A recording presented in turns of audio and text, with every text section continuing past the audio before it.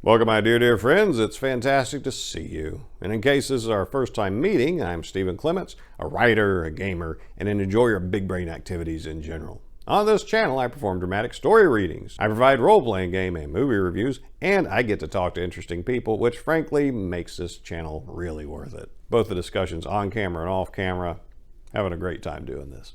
And on this episode, we're going to continue on in Role-Playing Mastery, a guide on how to do exactly that, written by the main force behind Dungeons & Dragons back in the day, Gary Gygax. In the last episode, in the preface, we got the big picture of what we're going to be doing. However, in this episode, we're going into Chapter 1, Role-Playing, the Foundation of Fun. In a very logical manner, Gary told us in the preface what we're going to be doing. Now he's going to define what role-playing is before he delves into how do we master that. So my dear friends, why don't you join me for Chapter 1, Role-Playing, the Foundation of Fun. To begin at the beginning, it is important to know the difference between role-playing and role assumption. Role-playing can be defined as acting out a make-believe position. A child might pretend to be an adult. A male may act out the part of a female in a theatrical performance. Or a game enthusiast may play the role of a secret agent. Think of role-playing as taking the position and characteristics of someone you cannot actually become at the time or ever. In some cases, a role that is played can or eventually will be assumed in reality. For instance, a little boy playing the father or the husband in a children's game of house might eventually become a married parent in later years. Time and education, desire and circumstances can well affect things so that a role being played at one time later becomes one that is assumed. Role assumption is generally considered as taking a role that the individual could or might actually have. An accountant might, for example, assume the role of a modern-day private investigator, something he could conceivably become. Role assumption is, again, the acceptance of a role that one might actually have in the future. It differs substantially from role-playing in that the latter deals with acting the part of a make-believe persona that cannot be fulfilled at the present or at any future time. Some of the roots of role-playing games, RPGs, are grounded in clinical and academic role assumption and role-playing exercises. Long before it was transferred to and transformed into a game system, clinicians and academicians were familiar with the concept and had developed it as a tool. By encouraging subjects to assume a role or play a role, that is, act out the identity and personality of an entirely different type of person, teachers and doctors have educated and sometimes helped treat misconceptions and maladies in the participants as well as those persons who might have witnessed the activity. Role reversal is a popular way of expressing the activity on this level, although the role being assumed or played certainly need not be the exact reverse of one's own identity and outlook. The other roots of role-playing games rest in the early history of the hobby of gaming, especially in military miniatures games and, to a lesser degree, in other types of conflict simulations that were later developed. Conflict simulation gaming has sometimes been used by academicians to step toward a hobby pursuit, but such activities as inter-nation simulations are only distantly related to role games per se. However, military miniatures gameplay is in the direct line of evolution.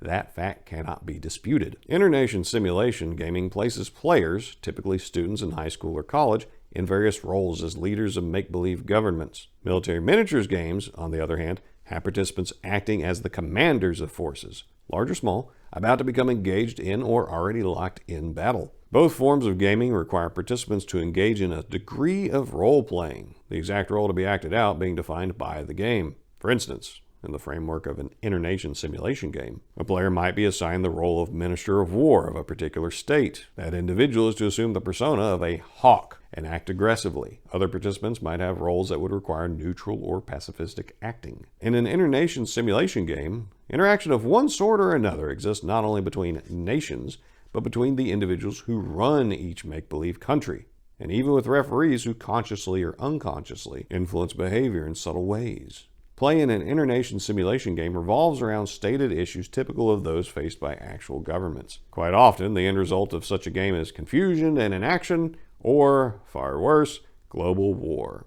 On the other hand, military miniatures games, usually simply called miniatures by hobbyists, simulate battles or skirmishes, historical or mythical. Such gaming predates inter-nation simulation by at least decades. It is not certain when miniature figurines of soldiers and the like were first used for simulating real warfare, but chess is certainly near to such an activity and is sometimes justly referred to as a highly stylized war game. H.G. Wells, however, is usually credited as being the father of miniatures gaming. Mr. Wells formulated and published simple rules for military miniatures gaming in his book Little Wars, published a few years prior to World War I. This book opened a portal to what is today a very broad and often incredibly complex variety of games and game rules. These miniatures offerings enable enthusiastic gamers to recreate warfare on land, at sea, in the air, or even in space. The variety of periods ranges from ancient battles to modern warfare, with a mythical past and projected future tossed in for good measure. One of these miniatures games, actually a booklet of game rules called Chainmail,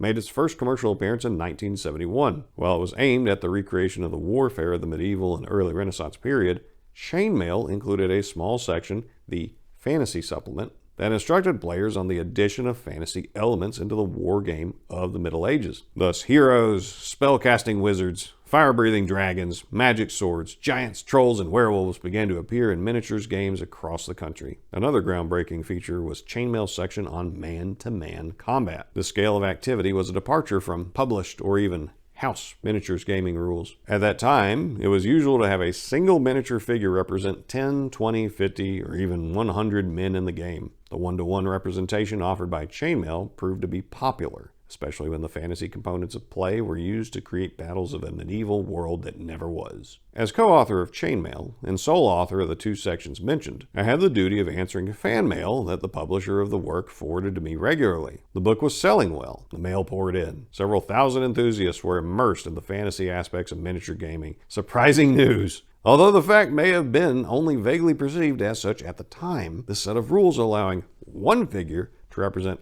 one man was the breakthrough that led to the creation of the first role-playing game. One other seemingly inconsequential portion of the work must be brought to your attention. In a short section pertaining to siege warfare, I instructed the reader to use paper and pencil when dealing with the underground aspects of such battles. The mining, counter-mining, and secret escape routes employed during sieges were to be drawn out on graph paper.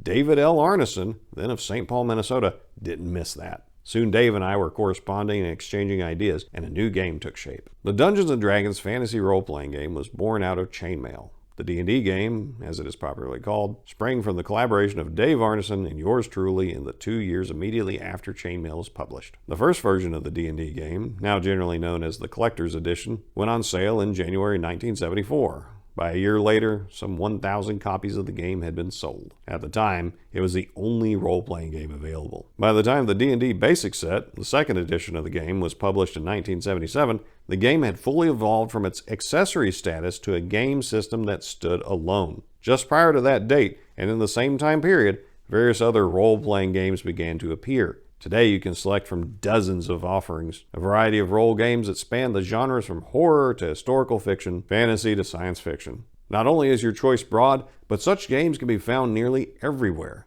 Initially, only specialists such as game shops and hobby outlets carried the D&D game and other related products. Now many chain stores, bookshops, department stores, and mail-order catalogs sell products in the role-playing game line. From an unknown and specialized beginning, this type of game has grown to become a worldwide phenomenon enjoyed by millions. In a search for mastery of role-playing, it is important to understand why this occurred. The most obvious answer is the one usually overlooked. At the foundation of all the other facts about why is the simple truth that it is fun to play role games. All leisure time products and services are created and sold for exactly such a reason, to bring enjoyment to those who use them. However, role-playing games, by their nature, call upon the participants to develop a deeper involvement in the activity than another type of game might require. Many of those with the time and inclination to indulge in such a demanding but fulfilling pastime become avid players. A role-playing game, instead of being an idle activity only engaged in when the weather's wet or cold, quickly becomes one of highly active and eager participation. This deep involvement and commitment shared by all enthusiasts is indeed a contributing reason for the popularity of role games. Role-playing games are contests in which the players usually cooperate as a group to achieve a common goal, rather than compete to eliminate one another from play. Chess, board games, cards, and miniatures games all pit individuals or teams against each other. Role games, in contrast, bring players together in a mutual effort to have their characters succeed or at least survive against the hostile world environment. It follows, then, that mastery of such games requires not only individual excellence, but the ability to operate successfully within a group as well. Although most playing groups are composed of peers, some tend toward a more varied mixture, and the group that involves itself in tournament play is certainly a mixed one. It is unquestionable that the pursuit of such games tends to be a social activity dominated by young men between 14 and 22 years of age. All ages and both sexes have much to contribute, certainly, and occasional play outside the usual social peer group will bear great returns in increased understanding and ability. Participation in role games requires mental effort, particularly imagination. This is no surprise. Neither are role-playing games distinctive for this reason. Every other facet of entertainment media, books, radio, TV, and film, includes this requirement. Whether the audience is actively or passively enjoying the entertainment, those involved must be able to let their imagination run free. In fact, the more imaginative material audiences get, the more they demand with insatiable appetite. The difference with role-playing games is that they ask all the participants to exercise this creative ability. When another person creates a make-believe situation and simply displays it before an audience, in the form of a book or a TV show for instance, the audience simply absorbs the creator's imaginative output, but seldom if ever has the opportunity to add its own imagination to the product. Role games, on the other hand, require participation, not only for the mechanics of play, but also, and to a far greater extent, in the subject matter of play. All participants actually have important and demanding creative roles in such games, and their imaginative input is increased as long-term participation evolves. This means that an ongoing role-playing game, referred to as a campaign, alters from its original form into an amalgam of the printed game and the creative imagination of the group involved. As more is brought into the game by its participants during the play of adventures or scenarios that take place in the context of the campaign, they derive more from the game at the same time. An adventure, for example, may begin and end within an hour or two of playing time, or it may extend for several hours of play encompassing more than one playing session. Enjoyment grows as the game matures and becomes more complex, and as a campaign's unique and independent personality develops. The game campaign actually alters to become the cooperative effort of the game manufacturer and the group playing it. In this way, the game, in each particular manifestation of itself, takes on a life of its own. Some people have loudly criticized certain motion pictures, television shows, and literature for fostering a permissive or encouraging attitude toward violence. Recently, role-playing games have come in for some of the same sort of complaints. However, the critics seem to overlook or disregard the supportable contention that engaging in vicarious aggressive behavior is an outlet for such tendencies in humankind. This is especially the case when one becomes more than a passive observer of such activities. Even the most outspoken of the critics must admit that long before we had print and film media to spread the word, mankind was engaged in all forms of cruel and despicable behavior. To attribute war, killing, and violence to film, TV, and role-playing games is to fly in the face of thousands of years of recorded history. In Little Wars, H.G. Wells pointed out that 10 soldiers leave no orphans or widows, and ventured the thought that if more people were busy fighting such little wars, they would have no time for the big, real ones. While definitive studies of the topic are not yet available, the initial evidence points towards the likelihood of less aggressive and violent behavior among RPG participants. 2 reports mentioned to me indicate that in the group of RPG hobbyists, the incidence of such behavior is 50 to 200 times smaller than is typical of the populace at large. Certainly, those who are or aspire to be role-playing masters do not have violent or aggressive personalities because of their participation in role-playing games. They understand that the conflict and violence in such games are only simulations, not meant to be translated into real-life experiences or used as an excuse for such behavior. A master player or game master does not allow, in fact never gives a conscious thought to allowing, actions taken in the context of the game to dictate or affect his or her activities in the real-world environment. A master knows the difference between role-playing, role assumption, and real life, and never mixes one of these with another. This is the best, and indeed the only, way to get the utmost benefit out of each activity. So there we have it. We have Gygax's definition of what role-playing is, the context out of which it developed, and the history of the game itself. He addressed such topics as the satanic panic and other pearl-clutching, baseless allegations tossed at both the role-playing game industry and the video game industry of encouraging violence. But I found most interesting to me in this reading was his differentiation between role assumption and role-playing. role assumption being something that's possible for you to become, and role-playing being something you can never be. And that is the area I found an incredible amount of enjoyment out of in the role-playing game hobby. Because I approach each of my characters as though I'm being given the opportunity to see the world and to act as this person who is not me and never will be me, and I will never be them. This is a unique persona. I want to explore their fantasy world, their imaginary world, and experience it as they would if they were a real person. One of the most memorable roles I ever got to play was in an online con game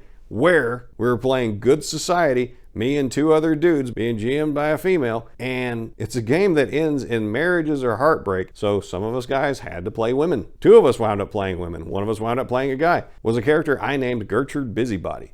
She was an old widow in a Victorian England town setting, and knowing that I was going to be in this game, I had my wife prep me by showing me Jane Austen movies so I could get into the headspace, into the world space that this character inhabited, because I wanted to do the best job I could with this character, and it was so much fun. And that is a powerful tool that these role-playing games can give us of seeing things from another person's perspective. And so the people that are currently trying to gatekeep out all the original enthusiasts from the game and people who look like them, so white dudes, these people are so ignorant, they don't understand that all their pretenses at bigotry and hatred and trying to other people, if they actually understood the hobby, they would know this is the best tool for breaking down discrimination and inoculating yourself against unreasonable hatreds and attitudes towards other people, because you can play those other people. You can put yourself in their shoes and walk 1,000,000 miles as them, which tells me that those people really don't get this hobby. They don't get the guy who wrote that book. They don't get the giants on whose shoulders we all stand, because they don't understand role-playing mastery. All they want to do is self-insert into everything. They want to role-assume, but this is a role-playing game, not a role-assuming game. So if any of those kind of people happen to be watching this, I say broaden your mind and make your character look like me. If you need any tips on how to be me, then just put your questions in the comments. I'll be happy to let you know what it's like to be Steve Clements. So if you found this chapter reading entertaining, if you have thoughts that arose from listening to it, please drop those in the chat. I'd love to hear about it. And don't forget to like and subscribe. Pass this around to other folks so we can go on this journey to role-playing mastery together. Well, my dear friends, new and old alike, that's what I've got for you for today. Until I see you again, I wish you nothing but the best.